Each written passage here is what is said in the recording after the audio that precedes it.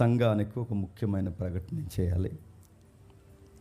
ఇది అవసరమైన ప్రకటన. నిజానికి ఇది వ్యక్తిగతమైన విషయమని చెప్పాల్సిన అవసరం లేదు, కానీ చెప్పాల్సిన పరిస్థితి. సుమారు ఒక 4-5 సంవత్సరాల నుండి విదేశాల్లో కూడా మన డేట్స్ అడుగుతారు. ఇజ్రాయెల్లో కానీ, సింగపూర్లో కానీ, అమెరికాలో కానీ, ఆస్ట్రేలియాలో కానీ, మలేసియా కానీ, రష్యా కానీ, ఇలా చాలామంది సహోదరులు ఈ వాక్యాన్ని వాళ్ళు ప్రత్యక్షంగా వినాలని పిలుస్తారు. కానీ వెళ్ళే అవకాశం లేదు నాకు. 5 ఏళ్ళ క్రితం నన్ను చాలా దారుణంగా అయిన వారే నన్ను చాలా దారుణంగా హింసించారు. ఘోరాతి ఘోరంగా లేఖలుగా నన్ను ఇరికించారు.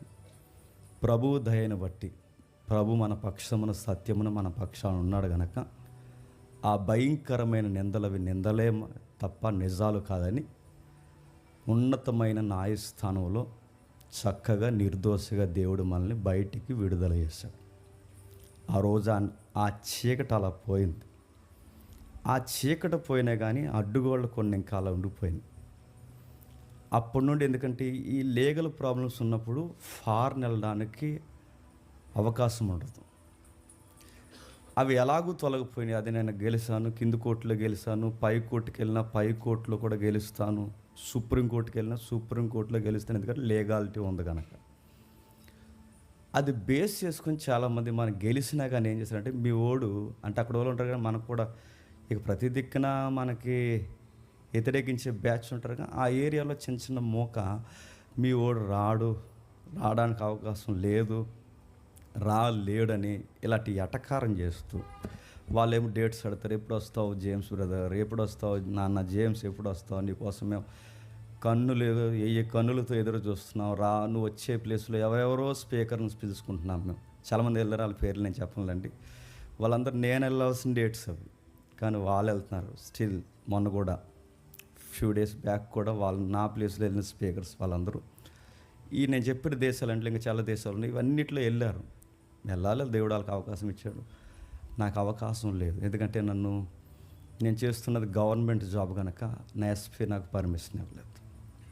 నాకెందుకు పర్మిషన్ ఇవ్వలేదంటే, నాకు ఎన్ఓసి కావాలి, పాస్పోర్ట్ రావాలంటే ఎన్ఓసి ఉండాలి, నో అబ్జెక్షన్ సర్టిఫికేట్ ఉండాలి. నాకు అది ఇవ్వట్లేదు, ఎందుకంటే నేను గవర్నమెంట్ ఎంప్లాయీని కనుక. ఈ టైంలో ఇటేమో ఈ కేసు ఎలాగో గెలిచాం బయటికి వెళ్దామని అనుకుంటేనేమో వీళ్ళు నాకు ఎన్ఓసి ఇవ్వట్లేదు. ఇప్పుడు నాకు ఉద్యోగం అడ్డు.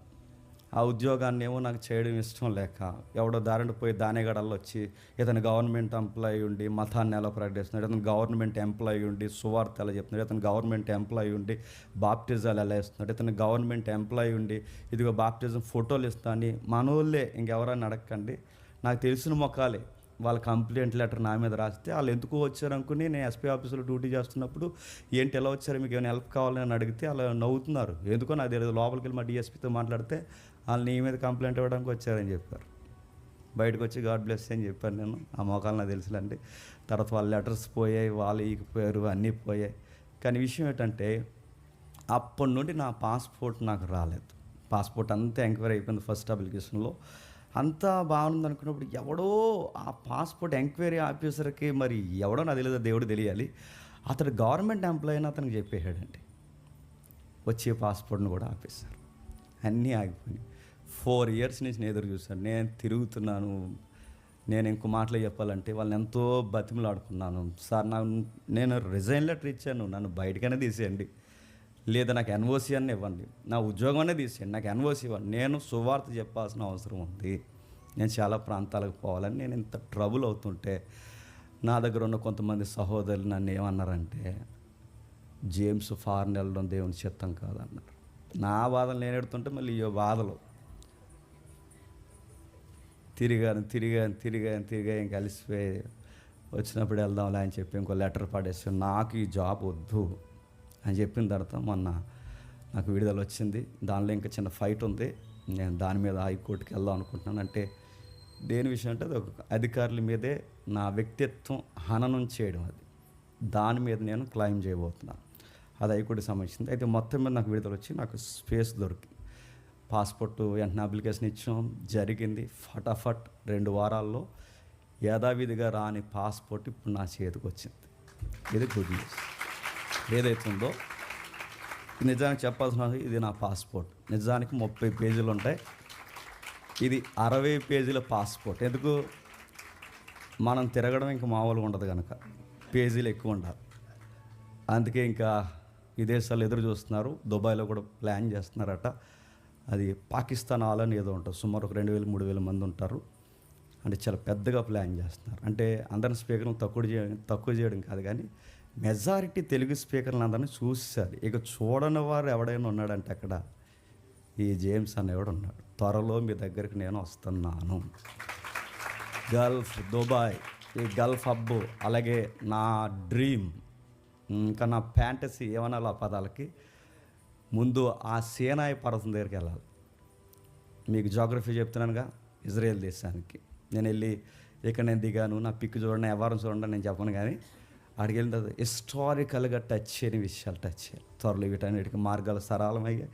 నెక్స్ట్ మంత్ నుండి ఈ మంత్లీ డేట్స్ ఇండియాలోనే కాదు, చెప్పండి, విదేశాల్లో కూడా ఉంటాయి. That is my passport. కాబట్టి దీని వరకు ప్రార్థన చేయండి. దీని వరకు నేను తిరుగుతాను. ఇక దేవుడు నాకు మార్గం సరళం చేసిన అన్ని ప్రాంతాలు నేను తిరుగుతాను. పాస్పోర్ట్ చాలా అవసరం. మనకు చాలా పెద్ద ప్రాజెక్టులు ఉన్నాయి, నిర్మాణాలు ఉన్నాయి. ఏడాదికి ఒక 100 మంది సేవకులను తయారు చేయాలన్న ఒక లెగసీ ఉంది. దానికి ఎంత అవసరం ఉంది, సోర్స్ ఉంది, దానికి పెద్ద పెద్ద హస్తాలు అవసరం. వాటన్నిటిని నిజాయితీగా సేవ చేస్తానని దేవుడికి తెలుసు కనుకే నమ్మిన దేవుడు నాకు నమ్మకమైన మార్గాన్ని ఇచ్చాడు. Thank you. ఇక ఆలస్యం చేయకుండా మన వాక్యంలోనికి వెళదాం. ఇది ఎందుకు నేను చెప్పానంటే, ఆ విదేశాల్లో మనకు వ్యతిరేకంగా మాట్లాడుతున్నాడు ఎవడైతే ఉన్నాడో ఆడు చూడాలి ఈ వీడియో. కట్ చేసి పెట్టారు మన వాళ్ళందరూ. ఆడు ఏమంటున్నాడంట, వాళ్ళు ఏమంటున్నారంట, పాస్పోర్ట్ వచ్చిందని మేము చెప్పినా అవతల నుంచి అన్నాడు, ఆ బాబు అలాగే చెప్తాడు రాడు అన్నాడట. పోనీ వచ్చేస్తున్నామని చెప్పినా కన్ఫామ్ అయితే మళ్ళీ ఏమని చెప్పారట, వస్తున్నారు కానీ సువార్త చెప్పడానికి రారు, జస్ట్ విజిటింగ్ టూరిజం పాస్పోర్ట్ మీద, టూరిజం అప్లికేషన్ మీద వస్తున్నారు. అంటే మేము తిరగడానికి వస్తున్నామా? అందుకే అందరికి గొడవలు పెట్టాడంటే రెడీగా ఉండండి, వాక్యం ఉంది కానీ మీకోసమే వాక్యం చెప్తా.